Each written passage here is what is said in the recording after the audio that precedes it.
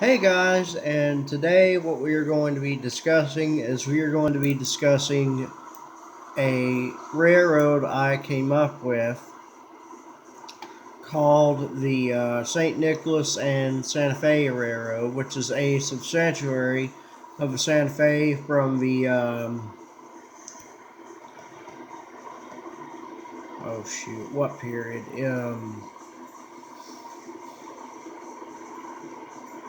It's from the 70s to the 80s era of the Santa Fe.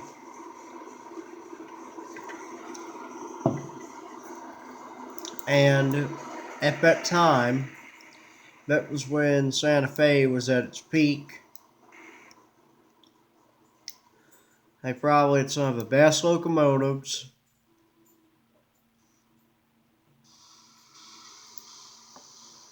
And at that time, pretty much, they were unbeatable as for railroads because the Santa Fe was so good back then. I mean, it had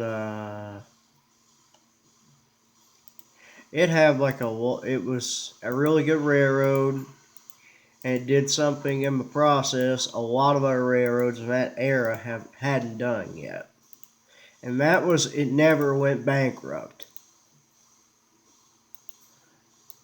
Now, if you're a railroad enthusiast like myself and you remember this stuff, you're thinking, well, that's extremely rare. Most railroads from the 70s or the 80s went bankrupt. I mean, take Penn Central, for example. Well, let me tell you what, Penn Central, the reason it went bankrupt was because one, it was in the 60s, two, they focused too much on motive power and not enough on track maintenance, and three, that was why this railroad had to be created. With the introduction of Conrail, what happened is Conrail saved a bunch of railroads that went into the Penn Central merger and it got bankrupt. So Conrail basically was created in 1976. It was to replace Penn Central and fix all the bankrupt railroads, which it did.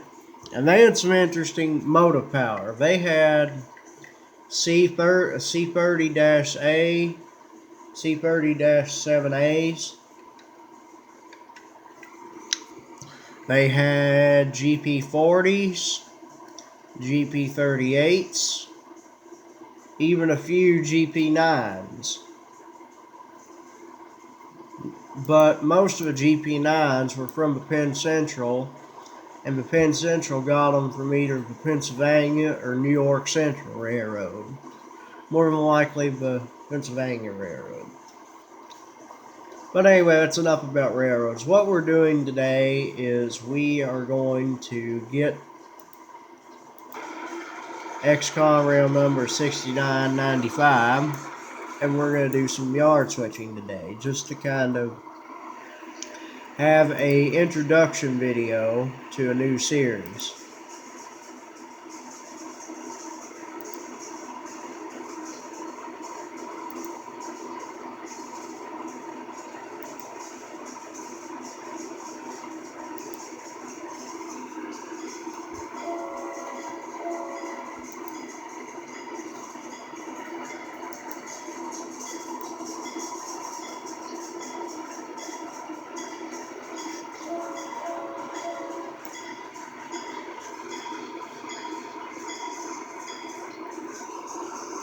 And Santa Fe, I think, did buy a few Conrail locomotives, but they were pretty rare to see out west, as it's rare to see a BNSF or even a Santa Fe locomotive around here. Well, BNSF aren't so rare, but Santa Fe locomotives, they are rare.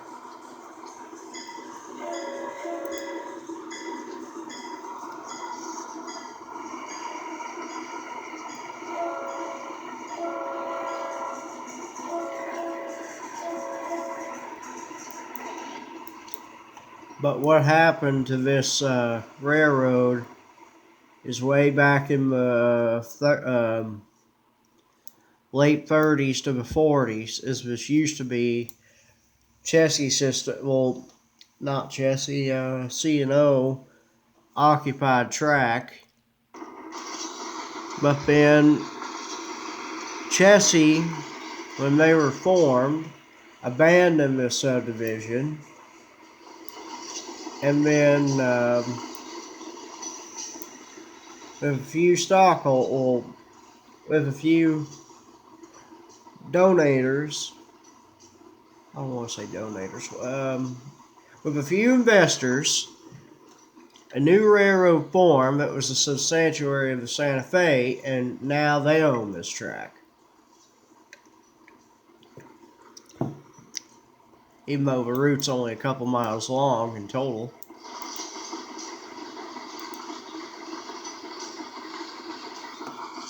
But this was before they had really started replacing cars yet. So most of the old cars that were used on the Chessie, well, C&O, are still here.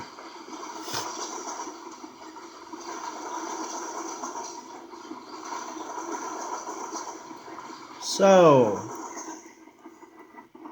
let's see.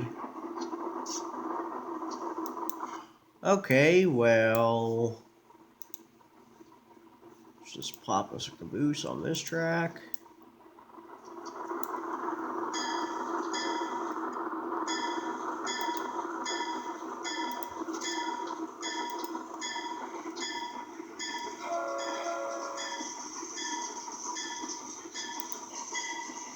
So what we're going to do is we're going to switch a few cuts and get these cars ready, because they are going to the lumber mill.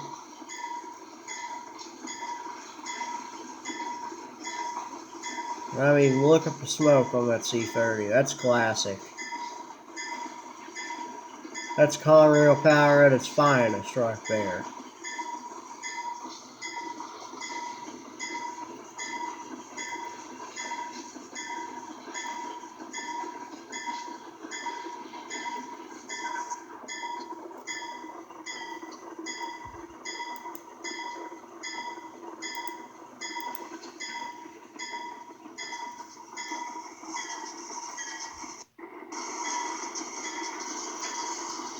But just really what we're doing is we're going to switch a cut of cars, put them on a train,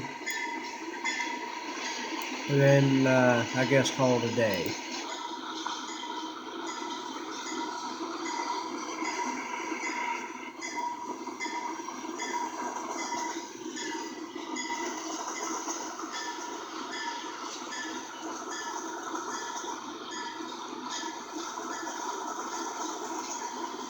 And you can tell these cars are old by looking at the box cars.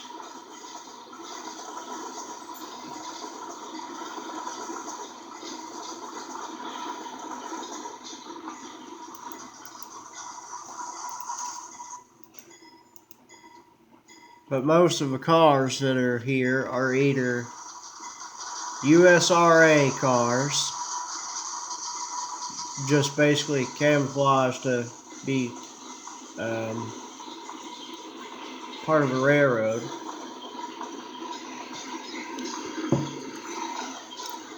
or they're just cars that were used from the 40s to the 50s. This was really before most of the old cars had been replaced by bigger and better cars.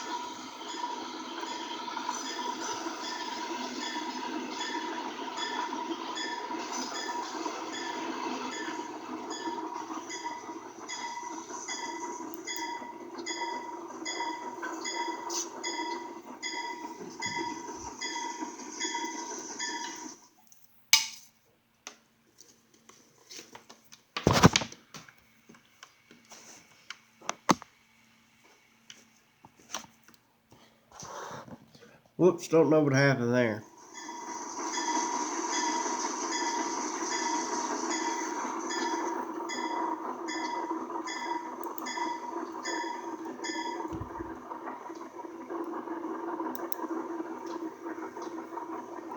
But yeah, guys, so until next time, this is TN's Trains and More, and I'll see you guys next time. Bye.